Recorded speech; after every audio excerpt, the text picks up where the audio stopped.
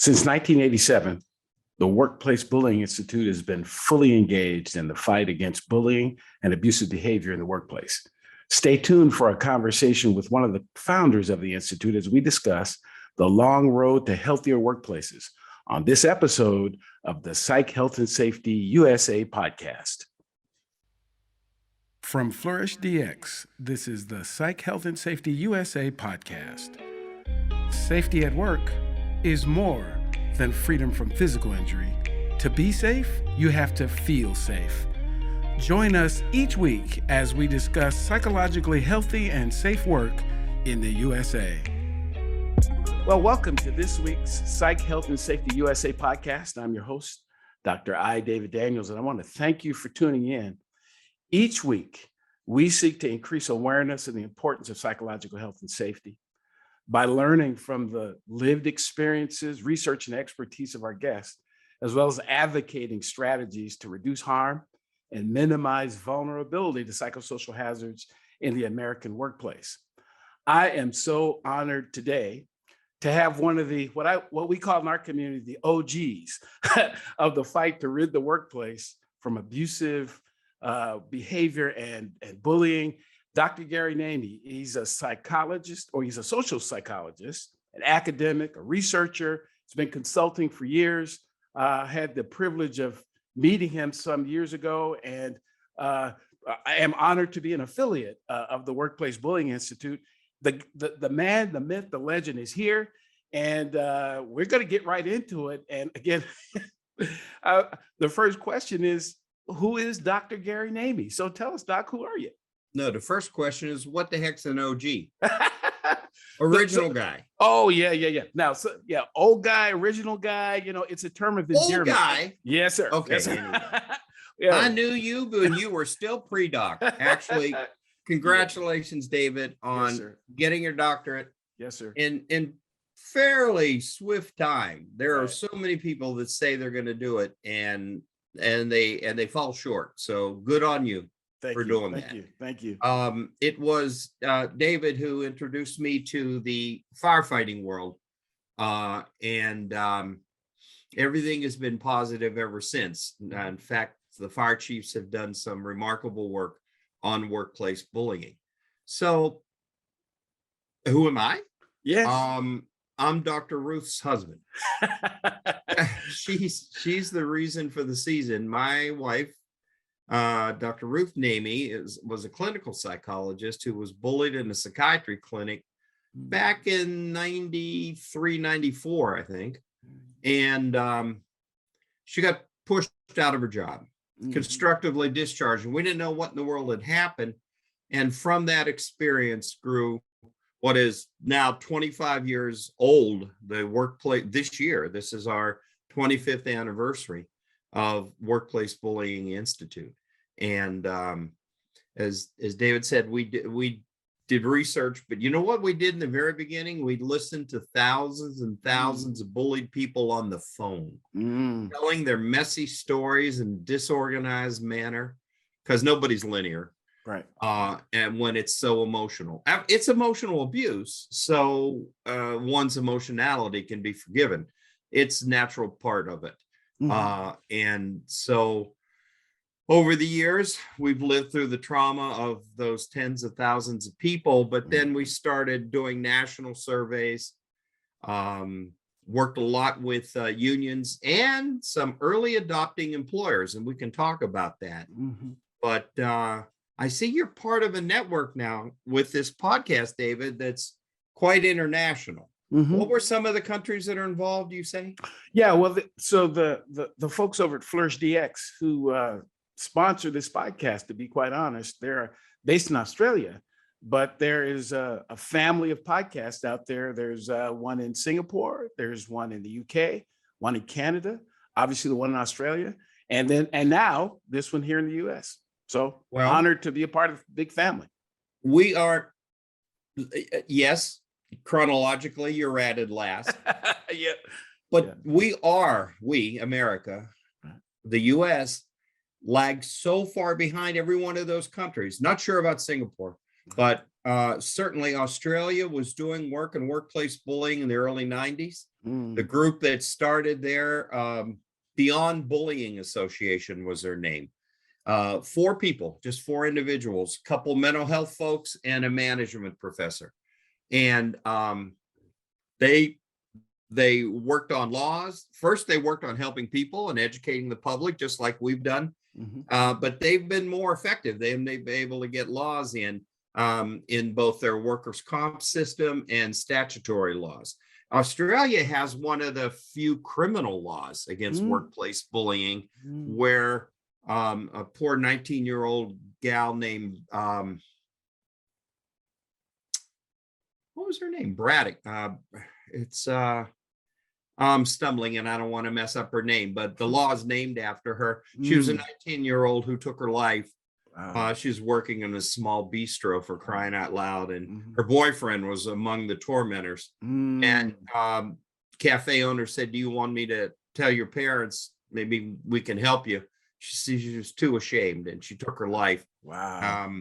And they named the law after her. They criminalized it in the state of Victoria. Now, in Canada, every province has now addressed some form of workplace bullying, and they've built it, I think, appropriately.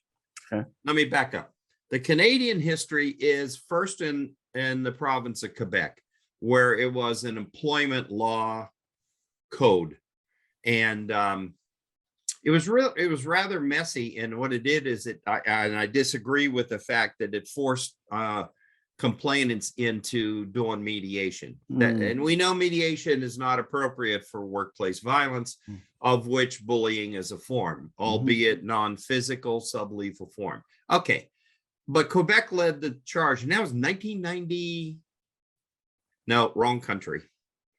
1994 was Sweden. That was the very first in the whole dang world. Okay. It was in 2003 that they passed, and in 2004 enacted the Quebec law. Sure. And then what the provinces all did in one form or another was pretty fantastic. They recognized how much, and it's part of our definition of bullying, how much of it is health harming as a consequence, right? Right. Okay. So they positioned it not in employment law by title, statutory law. They put it under the OHS regulations, occupational health and safety, which, by the way, the entire world uses OHS. Yes. US uses OSH. Okay, yes. We're crazy. We just don't want to go along with the rest of the world. That's right. We're American. So the point is, they have now codified in the OHS regulations in nearly every province except BC, British Columbia, where you can complain about what they call grounds-based discrimination. What we know is discriminatory misconduct under Title VII of the Civil Rights Act. Right. Okay. Now that can be a health thing, but then what they've done beautifully is added to that discriminatory potential. How about if the bullying is not about discrimination? It's not the hatred is not based on the animus, as they say legally. It's not based on membership in a protected status group by the person making the complaint, but just garden variety cruelty and hatred, aka bullying. Okay. Well, you can make a occupational health violation complaint. And I think that's so smart. So that's how they put bullying in the Canadian law. It's pretty cool. In British Columbia, they actually added it to an eligible category for workers' comp claims. Absolutely. Yeah. Again, but that's health related. That's and it's exactly so right. Perfect that it needs to be in a health category. Yes. And UK, of course, has had used their anti-harassment laws longstanding. The UK is the birthplace of the term workplace bullying. Oh, it is. Okay. Yeah, mobbing was the original Scandinavian term, and this British woman was a BBC radio reporter, later author, coined the phrase workplace bullying. She grew it up from the playground. Sure. So we, those who have come before us, Australia, and UK and Canada, they've laid the groundwork. They've shown how what it could be done. Have they eradicated it? No, of course not. because human Right. nature is not going to allow it to be totally eradicated. But Sure. at least they don't stick their head in the sand like the US. So Doc, for those who might be tuning in, who because you made that interesting distinction about how the word mobbing was where it started, and there's workplace bullying, and some people, when you say bullying, they think about kids. Talk a little bit about these definitions and what's the difference between bullying and mobbing, and for those who might not be aware. You're absolutely right about a lot of people's minds, when you say bullying, go right to kids. And so they say it's child behavior. Well, it's childlike, but it's anything but. Mobbing was the original term coined in Sweden because a decade in the mid 1980s, a decade prior in Norway, Dan Olvius had worked on the phenomenon of school bullying, of children bullying. So the researcher and the advocate named Heinz Lehmann, who was working in Sweden that decade later, said, okay, bullying's for kids. And he didn't want to step on the toes of that movement. And he used the term mobbing for adults. And that, of course, became a false distinction. But the other distinction between mobbing and bullying originally, and mobbing aficionados to this day will tell you that they see them as distinct, although the researchers no longer agree. Mobbing was always seen as situations where there's more than one one perpetrator, more than one bully, more than one assailant, more than one person. But the truth is, this is how this works, David. Bullying is never one-on-one. Yeah, originally, it is birthed by someone who cannot stand another person, whether it be a peer, a superior, because bullying goes up the ladder too, or primarily down to someone subordinate to them in the organization. It's birthed by that person for reasons that they lack insight into understanding why they did what they did, mostly. But we know it's based mostly on envy and jealousy. So though it begins one-on-one, that one perpetrator very quickly assembles a whole team of supporters behind him or her. And yes, 30% of the time it's a she. So let's not let women off the hook totally. Right. And in fact, women are incredibly abusive toward other women. Wow. So the point is, one-on-one, expanding to, let's turn to coworkers against that person. And then after months have passed and the targeted person, we call them targets, not victims. Once the targeted person has decided at that point to make a complaint to the organization, unfortunately, they go the wrong place and make complaints, thinking the organization will be supportive, but in reality, the organization joins the bully, especially if the bully or the perpetrator is a manager, as part of a management support ethos that basically said, we're behind you. Right. They back the wrong person. Yes. They back the cruel person, and then they abandon and discount and betray and defame and gaslight the targeted person till usually that person loses their job. So the mobbing idea, it's an artificial distinction, truth be told. And now the dominant researchers in the whole world come out of Norway and they use the term bullying. They don't use mobbing. Okay. All right. So obviously the title of this podcast is Psych, Health, and Safety. So this term psychological health and safety, and there's a lot of discussion in this, the community I've now been joining, and in my research as well, there's this discussion about psychological safety, the Edmondson concept that talks about being able to bring your whole self to the environment and such. And my research was more around psychosocial hazard mitigation, because if you have this really wonderful environment and folks are feeling really good and you don't pay attention to these psychosocial hazards that are in the environment everywhere, you cannot eliminate them. You just can't. but you have to be able to identify them and mitigate them. If you don't do that part, what started off as healthy will become unhealthy. So talk a little bit about the connection between psychological health and safety in general, mental health, sometimes folks refer to it, and how bullying fits. I mean, because some might say that they're separate concepts. Actually, I think they're connected. So what say you? Wow. There's a small, short book in what you just said. Okay.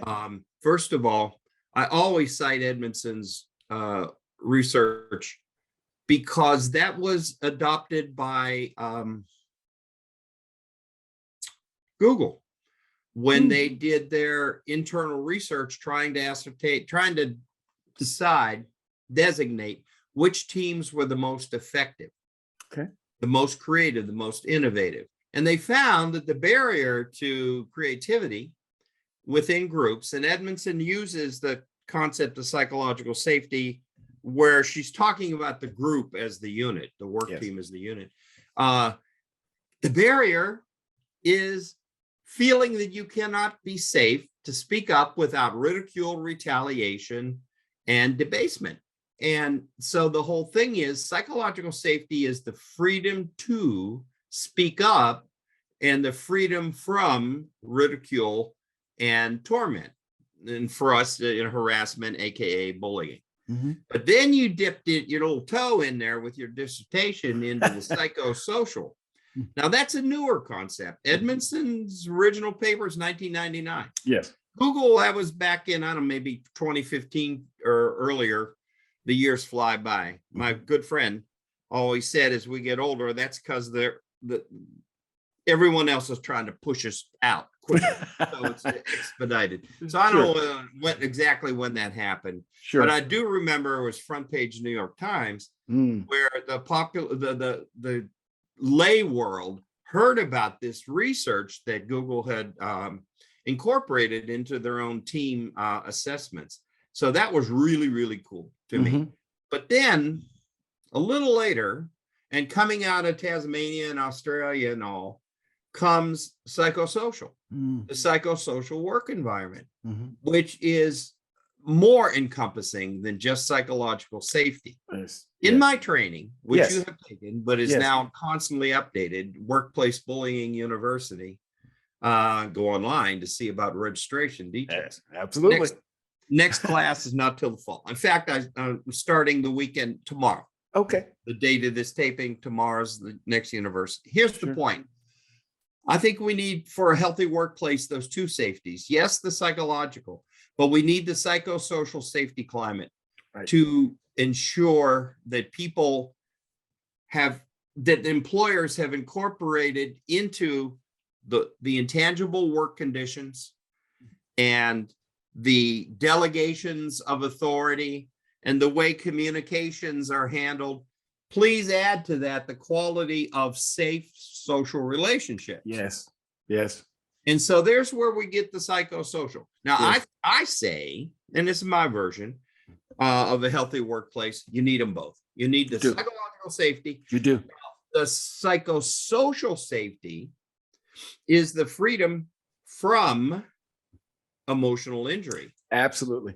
The health harm of it's right in our definition. Workplace bullying is repeated, health harming mistreatment of an employee by one or more employees. It's abusive conduct that takes the form of either verbal abuse, threats, intimidation, humiliation, or tactically work sabotage. So we need freedom from all of that noise. That's right. That meddling has absolutely nothing to do with, quote, productivity. That's correct. Or getting work done. It undermines it. That's right. And the quicker employers understand that, the quicker they should jump on the psychosocial safety bandwagon. I think.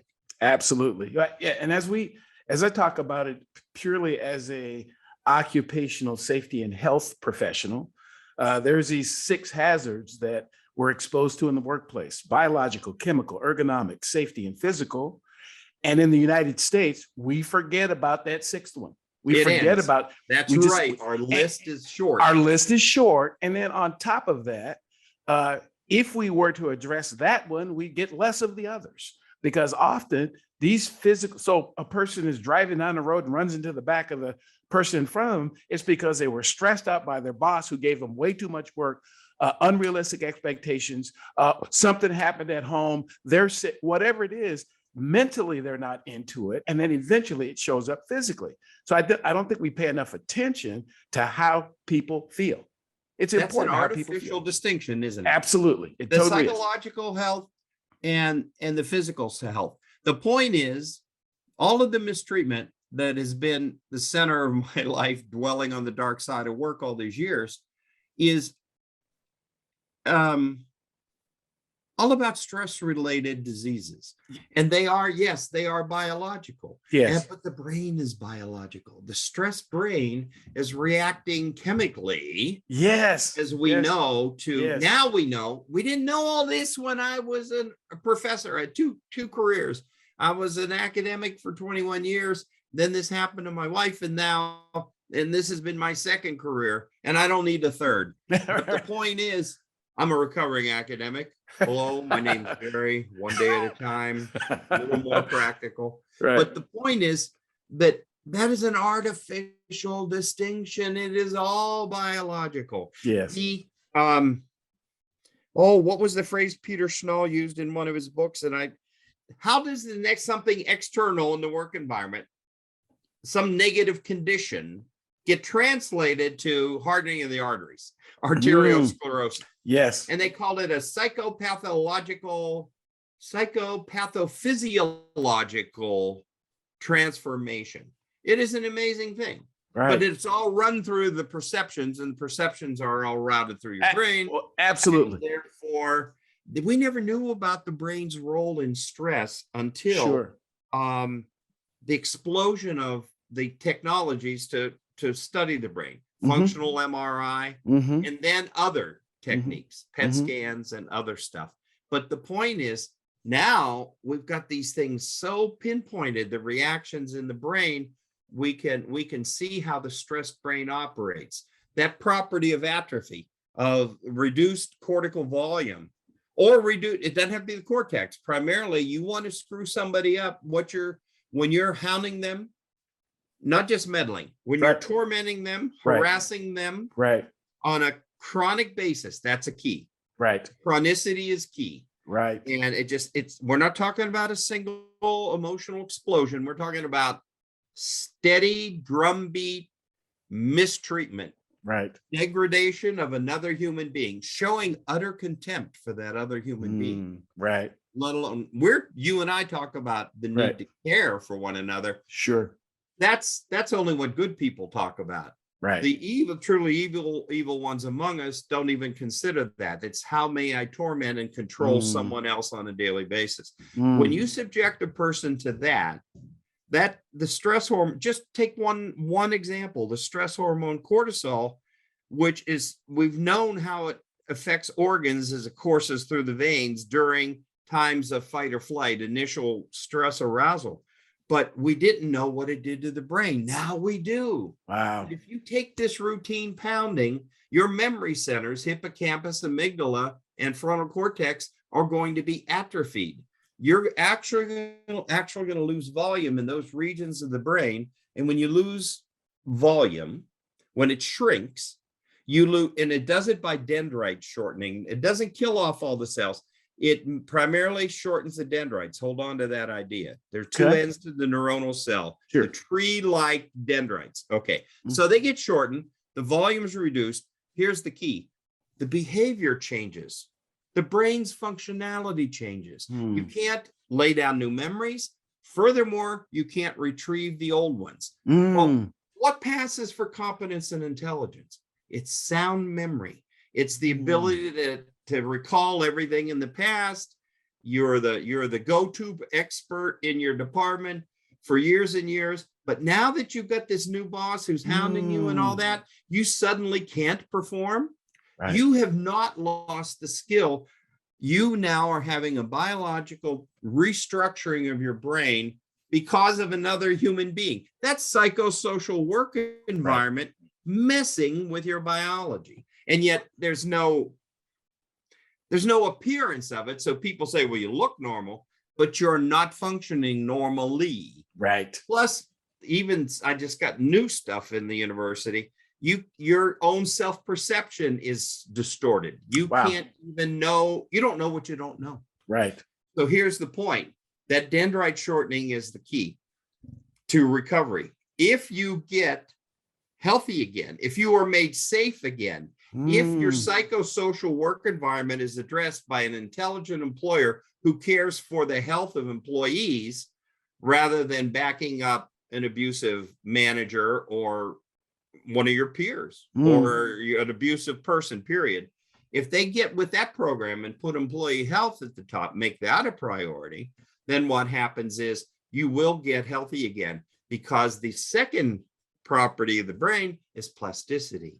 Okay. And that shrinkage will, it's like you've dehydrated a seed and now you water it and it is swollen again. But the point is that region of the brain becomes fully functional again. Got to turn off the stressors. Wow. Stressors, right, are those aspects of the psychosocial work environment.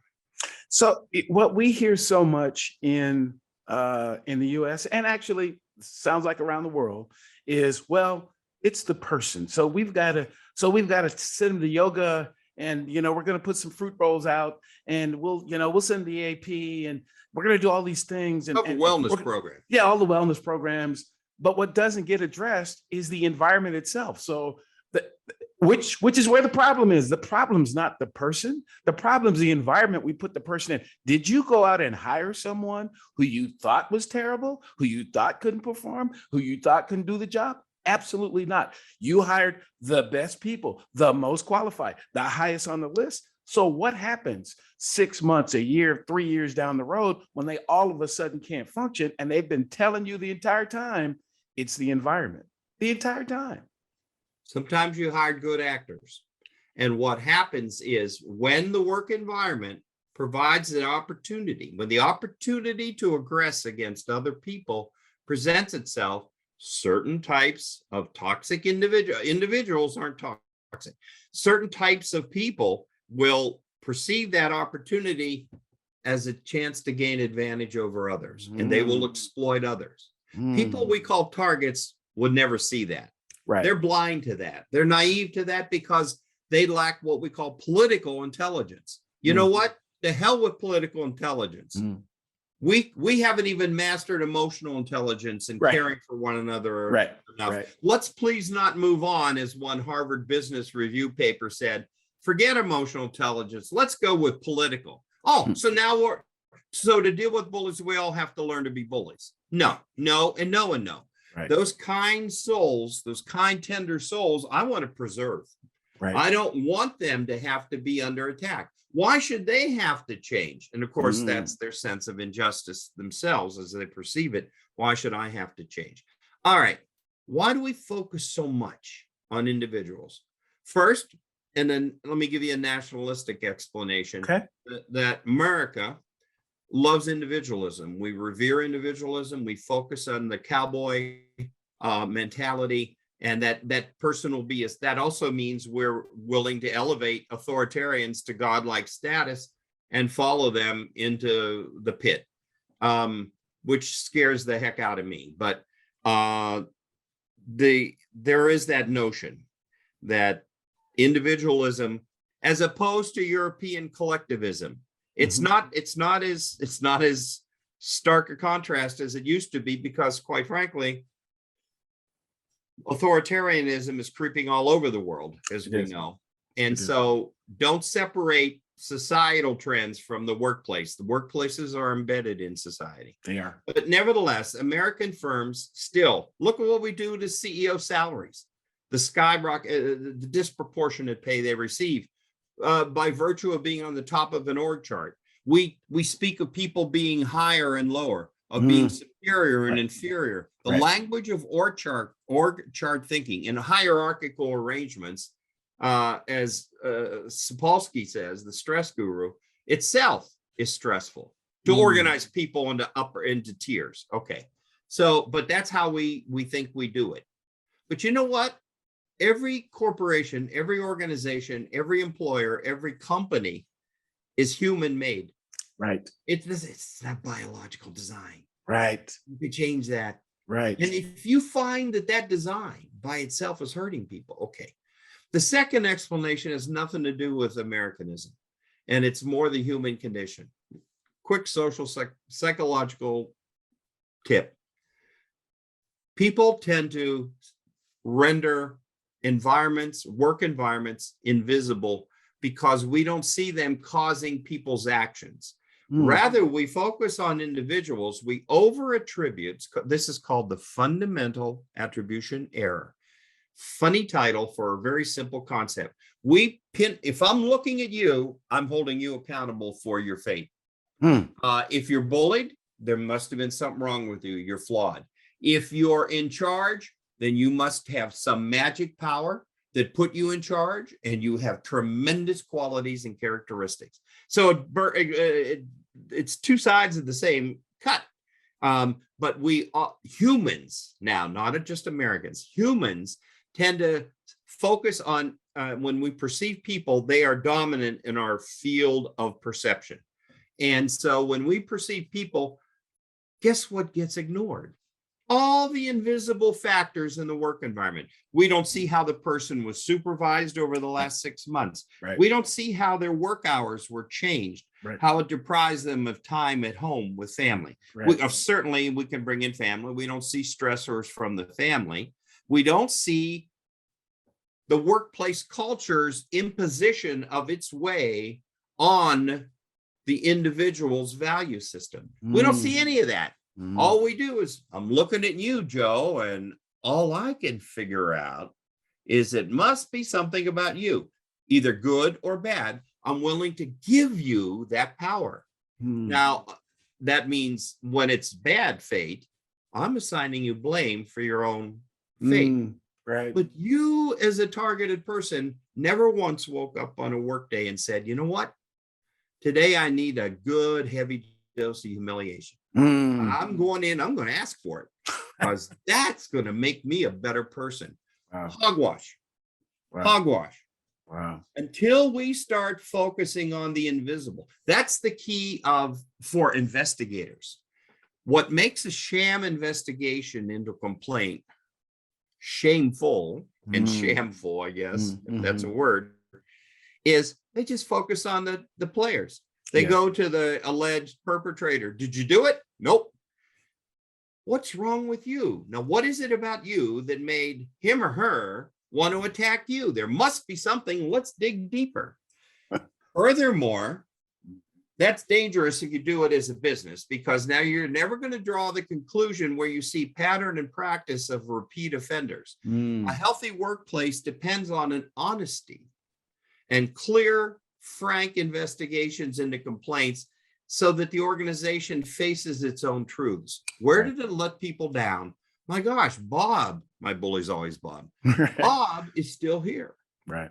Well, you prop Bob up. How many times has Bob been found guilty, though he's been complained about 27 times? Zero. How many people have been either transferred out or left the company or unceremoniously terminated because of Bob?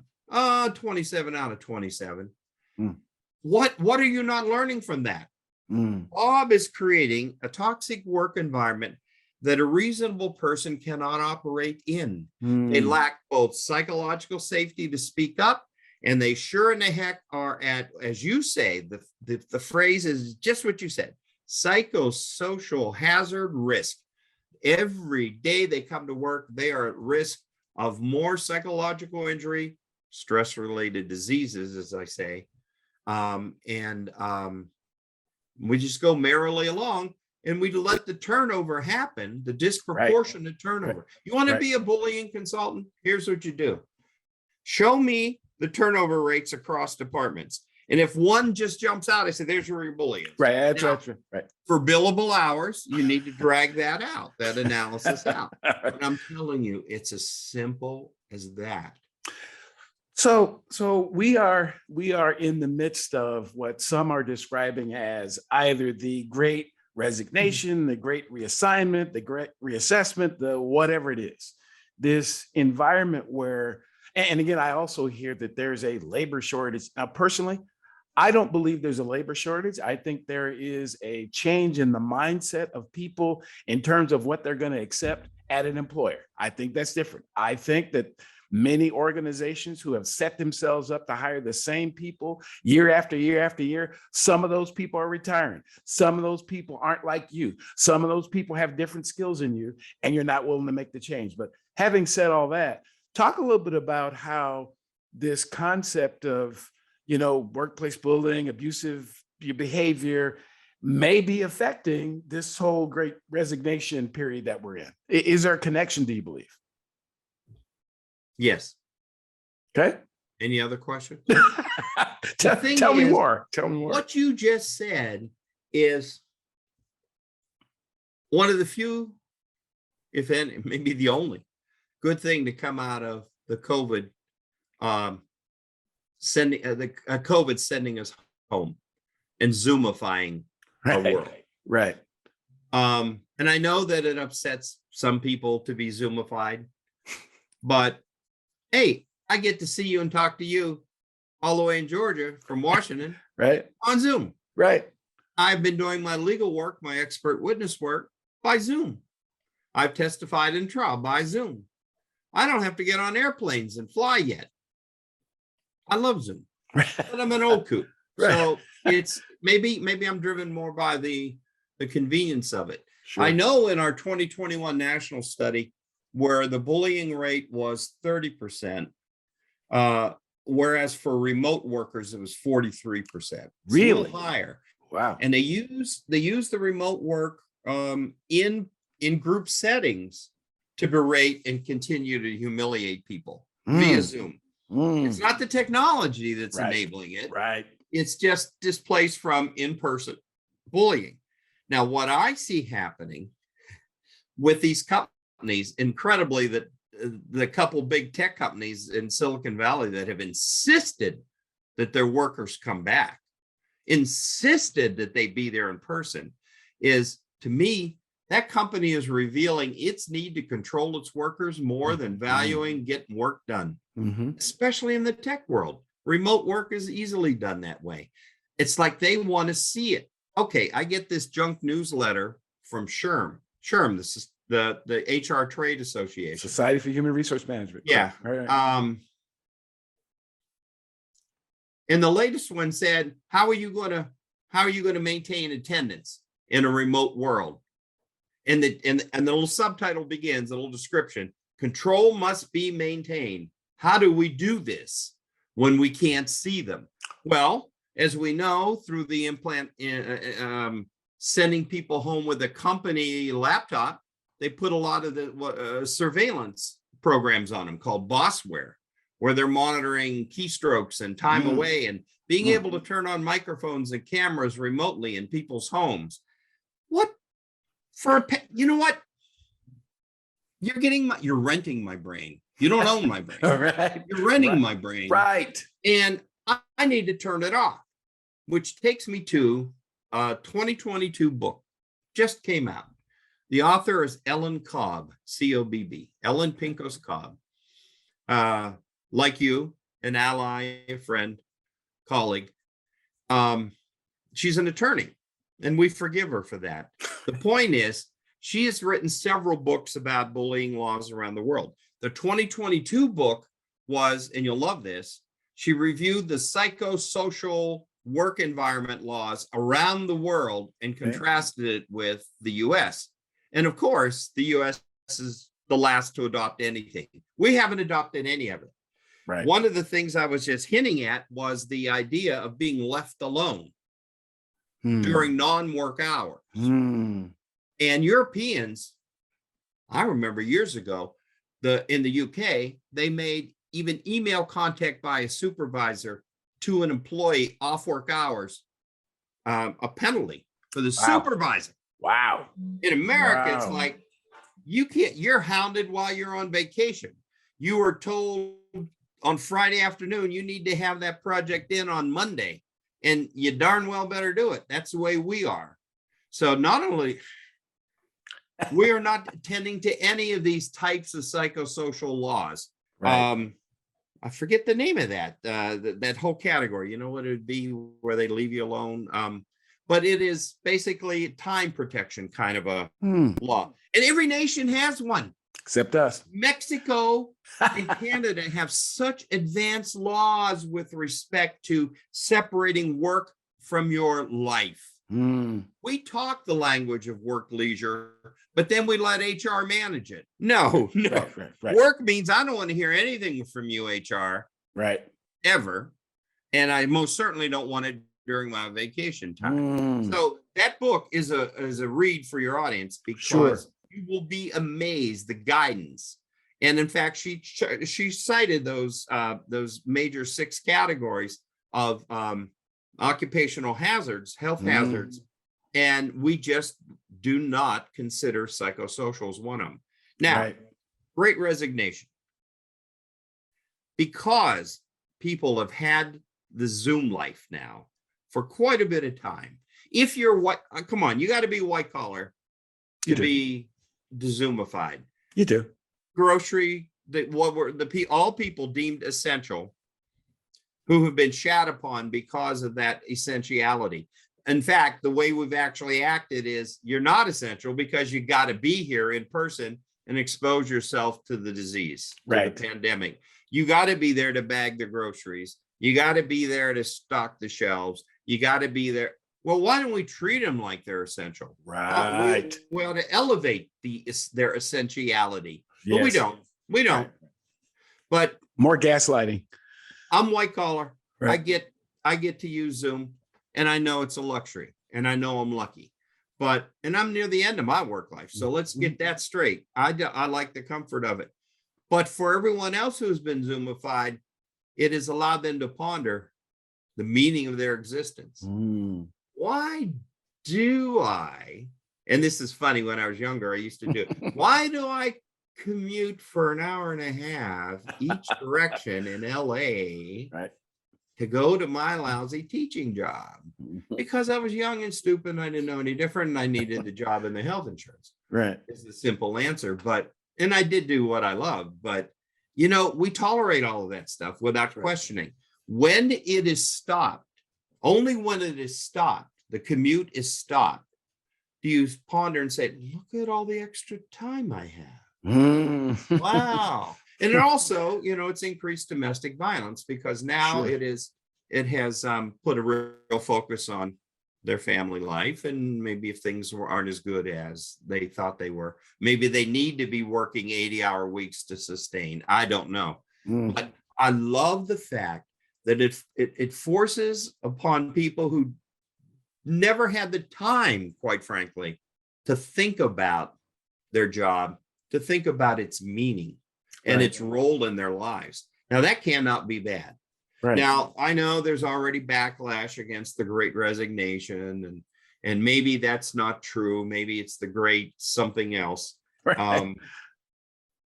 But the numbers are clear that a lot of good people have no intention of going back to the office, and no, you can't make me. That's right. And I would scrutinize employers. They ought to be down on their knees saying, I want good help and I will not interfere with your freedom. You can Zoom all you need. I just want you to do the work. I'm readying your brain. If employers would just get past the need to control people's lives, they could understand that.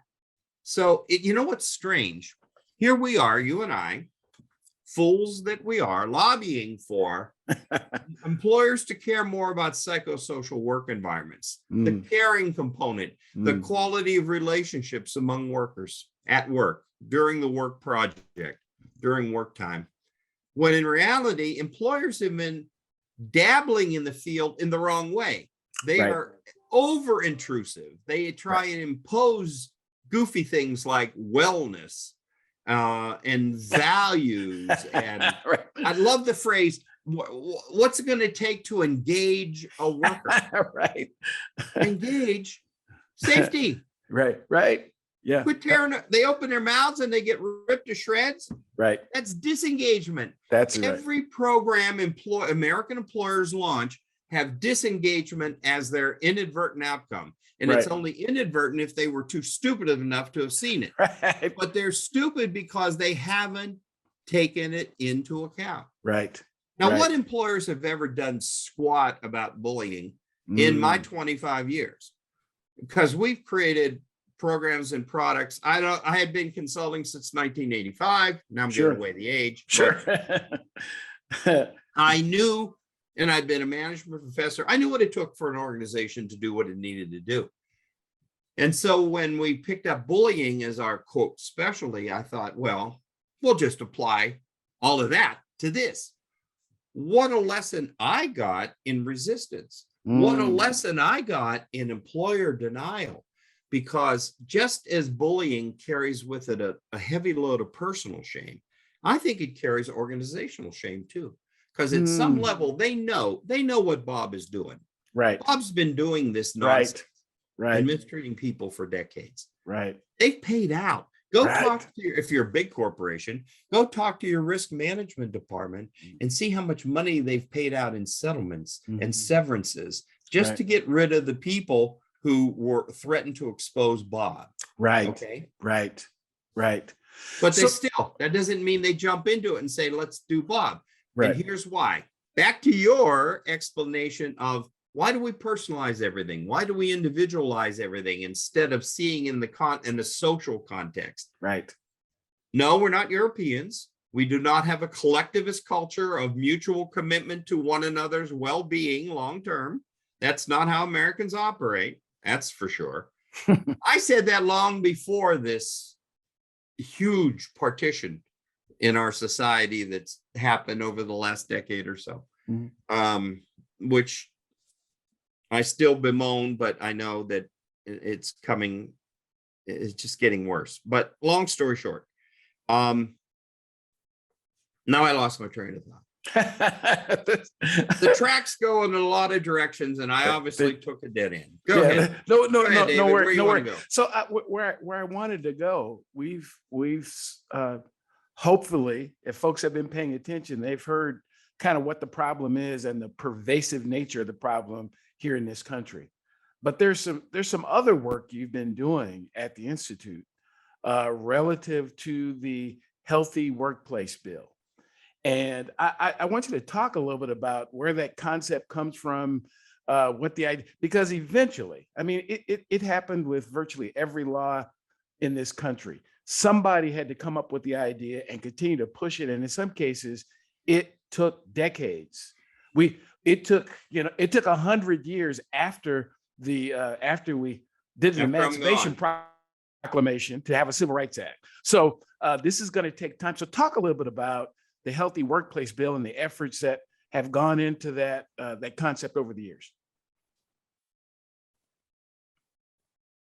The starting point is, why would you need a law, employers? We can make a business case that bullies are too expensive to keep. You and I share, I think, the more important value-laden argument of employee health. Why would you voluntarily denigrate someone's health, destroy their health, just to allow the status quo to operate? There could be a moral case made, but don't even go there. I mean, that would be ridiculed so harshly. But I still make it occasionally. But here's the point. I find that employers don't do anything unless they're responding to a law. Their policies are designed to be compliant with an existing law. Do you think that employers would sit around in the C-suite and conjure up a sexual and anti-discrimination, anti-sexual harassment policy? You know, we're not treating our people well, and we're tough on minorities, and we're tough on women. I think we ought to protect them more. Hell no. Right. No. Right. The law compels compliance. Compliance is going to be codified by policies. Policies are only as good as the enforcement that follows. Yes. And if it's faithful enforcement, over time, you change the entire culture to be instead of accepting of harassment to be rejecting of harassment. Oh, you better not do that. I mean, Right. just look at the self-suppression. If I do that, that looks bad. And then they're going to drag me into investigation. Then I'm going to be, and then Me Too came along and said, we're not going to drag you in investigation. We're going to put you in the newspapers. Wow. And then they said, oh, see, then organizations for a while were on board. Okay. So when we had bullying as our cause, defined it as our cause, in the very first year of our existence, a law professor from Suffolk University Law in Boston, David Yamada, contacted us and he said, hey, I like what you guys are doing. Back then, we just had a toll-free number. Never do that. To listen to targets. We had started writing about bullying, the little that we knew. We were bringing a lot in from Britain and everything. And he said, you know, you guys are going to need a law. I said, need a law? I mean, that's like 20 years down the road of a social movement, isn't it? He said, it may take 20 years. You need to get a law started. And I'm writing a treatise for, he was back then, I think that was his final step in his full professorship. And he published in Georgetown Law Journal in the year 2000, the need for basically a bullying law. Without calling it bullying, the need for status blind harassment protection. What happens to a woman who is tormented by a woman? They're both technically members of protected status groups, woman on woman. But when you have two protected groups clashing, that tends to nullify the protection. Well, I mean, it takes go ahead. Well, so what happens right now to a white male who is under 40? Nothing. They have no protection. No protection whatsoever. Right. Right. Absolutely. Right. But go ahead. Yes. No, yes. no, I want to do same for gender, same for race. Yes. Black yes. on black. Sure. Absolutely. Is problematic. Sure. And that's why NAACP has always supported our push for a law. Anyway, now I'm not a lawyer, but since I deal so much with them, I feel some of the worst stuff is rubbed off on me. And that is, if you're really a really sharp attorney, a true reading of the law, which reactionaries would read, is no, same race, same gender is not legal. No, you still can pursue it. Good luck. Good luck. Yes. How are you going to prove the animus is race when you're same race? Gender if you're same gender. That's right. It's virtually impossible. So let's get real, people. Right. And first of all, when it's same race, same gender, HR immediately dismisses it as not eligible for a complaint. That's right. According to their policies, which are driven by the state and federal non-discrimination law. Sure. So there's this huge, well, I actually have a slide that shows a pie. And in that pie is a slice that's 1/5, 20%. And the whole pie is bullying, status blind harassment that ignores it's just plain meddling and cruelty, right, as I defined it before. Sure. But in 1/5 of those cases, the targeted person is a member of a protected status class and the perpetrator is not, the harasser is not. Sure. So maybe, just maybe, you could make a complaint about discrimination or harassment and use the existing policies. However, you're still going to get retaliated against. So just know that. Absolutely. That's the way corporations work. The other 80% is bullying. So the need is not to, like we say, the need is to close a gap in the law. But the truth is that gap, that hole is enormous. It's huge. Right. Right. People don't understand that non-discrimination laws provide very narrow protection for very, very few people. Okay. And then you got to go through and make the complaint and risk internally retaliation and termination, or worse, you got to go find an attorney and give him your house for a retainer and go through a lawsuit and all of that garbage. It's just an amazing onerous process. So, but what happens to all these? What do we got to cover that group? So what David Yamada did is in his treatise he wrote in that article is we have a current tort law. Tort laws are torts of injury when people are harmed. Sure. We have a tort law that really pertains to bullying.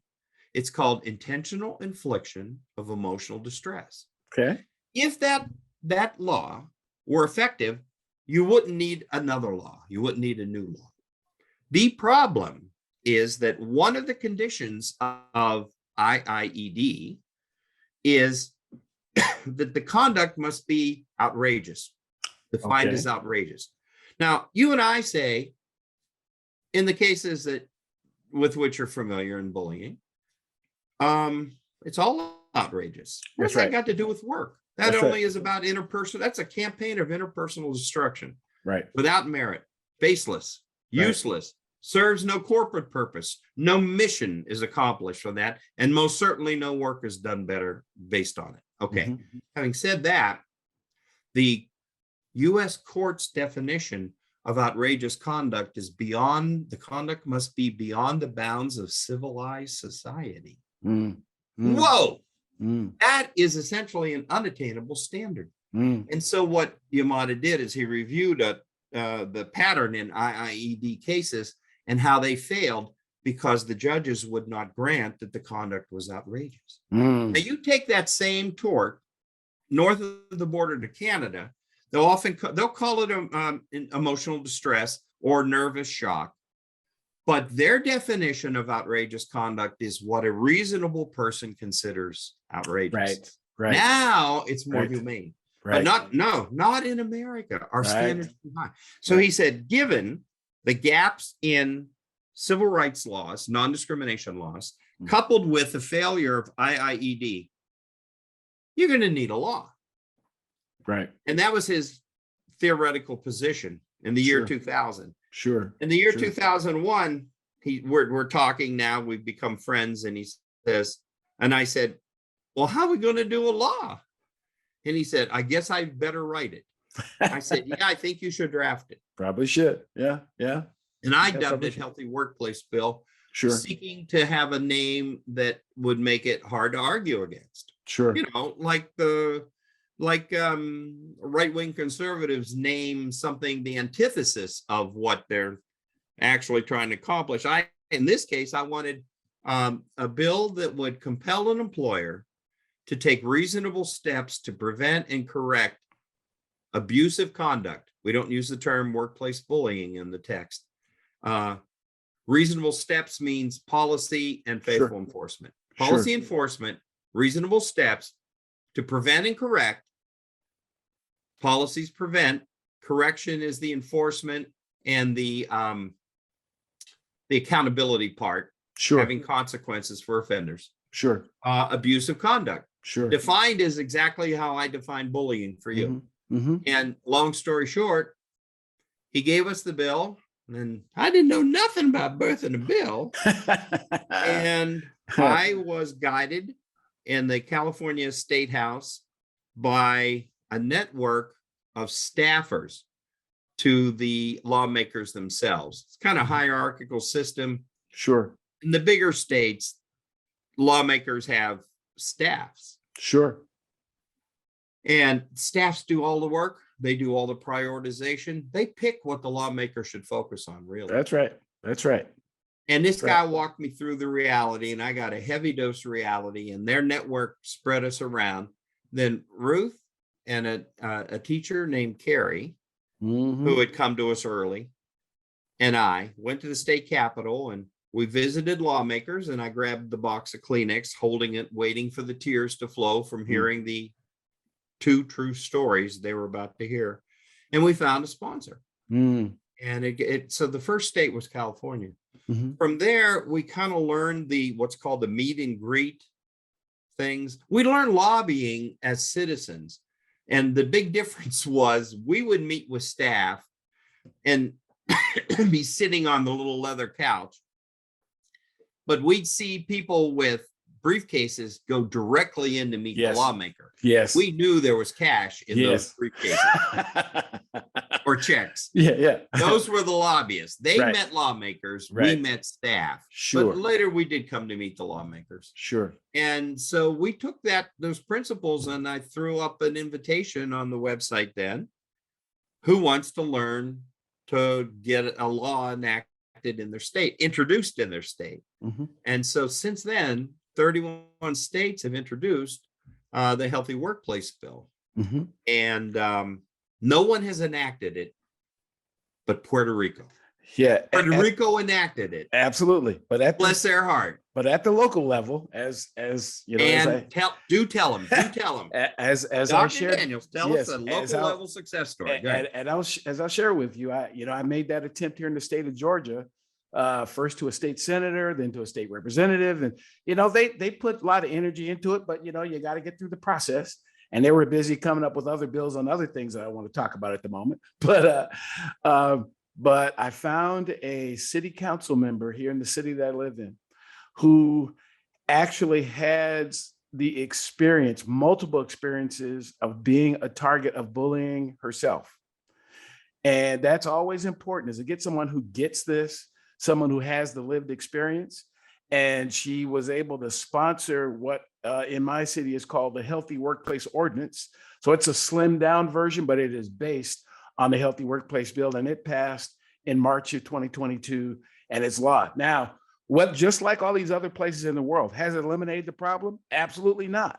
But what it has done is created a framework to be able to start working on it. And it's the only local government that I'm aware of that's done that. Mm-hmm. And but there's I'm having conversation. I have a friend up in Michigan who's talking about going local. So and I think that might be another way to try to approach this, is if we can't get the feds or the states to do it, let's go to our city council folks. Let's go to our school boards and get this, because this is it's a close to the people issue anyway. So perhaps the protection should be closer to the people. So as we get, at best, it breaks the silence. Absolutely. And that this whole phenomenon thrives on secrecy and shame and silence. It does. Let's just talk about it. Can we just be honest? Can we put it out there? There you go. Yeah, let's put it out there. So, wow. When I thought about bringing you on, I go I know we could talk about this. We could do, we could do a few days. I've shared with people that I don't know what I know. When I went through Workplace Bullying University, I go, how in the world can we get all this information squeezed into 3 days? And then when it was over, I got a binder worth of stuff that some of it I still haven't had the opportunity to read. Now it's a 50 gig thumb drive. 50 gig thumb drive. Yay. We're coming up in the world. But so talk a little bit about what's up next for the Institute, for Dr. Namie. What's going on? What's next? And then, tell the folks what you're up to next. Well, I think because of the impact of Zoomification and working from home and remote delivery of education, I'm all about education. Sure. I am still doing University Live, but now I have to do it via Zoom. I can't hug people and shake their hands and have lunches with you like we did and all the bonding. And I miss that. But I think I'm going to take it even one step back. I'm going to probably record University so it can be available to more people who don't have the weekends. It was brought up to me that by doing the program during the weekends, I'm cutting into Sabbath and church and stuff and weekends that people need for leisure. So I might make that program for professionals. Universities for training for professionals. I have also, and so since I've never recorded it, but I'm always changing it. But then I thought, well, I can always record the updates. Sure. So I think that's going to be a big project before the end of the year. This is our 25th anniversary. I'd like to lay that down before the next live one. Second, I've already recorded a shortened version of that for unions. I've been doing a lot for unions. I created a union education program, making it super cheap for them to buy so they can put it on their servers. So all members have the education. The reason for the education, and I don't overvalue it, trust me, I know what it takes. You got to still have people on the ground. So The education helps people recognize what's happening to them so they can talk to their stewards and reps more intelligently. Helps the stewards and reps to know that people are really hurting. And then I have a training for a team, a mental health first aid. What I got out of Ellen Cobb's book was this fascinating thing. For years and years and years, I've been training what I call expert teams to be crisis responders and then to provide the ongoing support. This inside a company is the group of dedicated anti-bullying advocates, so that if you have a bullying question and you think about bullying, you don't go to HR, you go to this team. Sure. And they're not only more expert, but they won't engage the organization. Right. And within a union, clearly you don't have to worry about the organization, it's the union. Then what happened is in Ellen Cobb's book, that's the Canadian version, and they call it mental health first aid teams. Sure. I love that. Mm-hmm. It isn't just that. Mm-hmm. I like crisis responding a little broader. But so we've been doing that. A lot of my work is invisible because I've been discovered as an expert witness in legal cases, and quite frankly, I'm getting swamped. As I get older, I don't know if it's forestalling dementia or what. It's really a memory test to do this work, but it's getting harder and harder. I'd like to do more things remotely and recorded so that I can ease into semi-retirement. Sure. See, unfortunately, the bullying visited our family at an uninvited time, as it always does. Wow. And it hit us in our 40s. Sure. And had it hit us in our 20s, I'd have another 20 years. I don't have another 20 to give to the cause. Sure. But I'm not done yet. Right. Ruth of all people wants to write another book, and I'm not sure what, but we have so much more to lay down. I keep expanding the interviews with targets to record so that people hear real targets. I keep expanding my tutorial section at the website. I don't put all of university down there, and that's not necessarily appropriate. But I want people to know for free what the heck's happening to them and do not blame themselves. You had mentioned before, we had the discussion, why the focus on the individual and the ignoring of the environment? Well, the focusing on the individual when you are the individual targeted leads to self-blame. You blame yourself. Right. So we need to teach targets, see the environment. Right. The bully, the perpetrator is out there. Right. They are an external stressor. Right. And so that work doesn't seem to end. We don't talk to folks on the phone anymore. I have licensed counselors that do the coaching and the rest. And people can access them through the website. Sure. I'm trying to leave as a legacy, almost a standalone self-help center. The other new thing that we just started because of Zoom and the rest is we created Facebook. I've never been on Facebook. And now we've seen the toxicity of social media and how the ugliness seems to be amplified. It's drawn to that because of their algorithms. So we created a community of bully targets, a place to go with complete psychological safety. Oh, okay. It's called Safe Harbor. Okay. And it's free. And the point is, it's targets talking to and helping targets and not compounding their trauma. We have a moderator to watch for those kinds of things. But it's approaching, 800 people or so. Wow. And the whole point is it's the antithesis it's our answer to Facebook. Sure.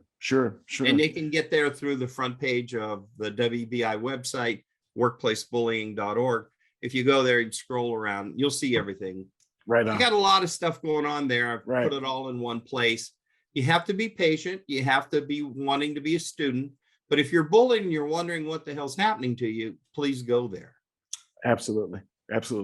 Well, thanks so much for taking time to chat with me. Like I said, I'm just really honored. As I've shared with people, and I don't know if I want to get into the story. It might go too long, but when I was working with the International Association of Fire Chiefs on their bullying and harassment task group, we didn't have any idea that there was an institute or anything, and we stumbled across it, Always. That's always the verb, isn't it? Absolutely. Isn't it, David? Always the verb stumbled. Go I ahead. just stumped and I couldn't believe it. So I called the phone number, you picked up the phone. And I've always been amazed that, you're so open and so gracious to be able to help, that effort. And it's turned into all kinds of things. And I also want to believe that I now have a friend for life, and also if I need some help, I know where to get it. So I appreciate the work that you and Ruth are doing. And we expect to see a lot more from the Institute and from you. And I'm sure we're going to have you back on soon, because there's a lot to talk about. Hey, right back at you, the same respect and love. Right on. So that's it. That's it for this episode of Psych Health and Safety USA. Again, I'm your host, Dr. I. David Daniels, and I will see you next time when we talk more about healthy and safe workplaces here in the USA. You've been listening to the Psych Health and Safety USA podcast. To stay up to date with the best content on workplace mental health in America, subscribe wherever you listen to podcasts, and join the Flourish DX community at www.flourishdx.com.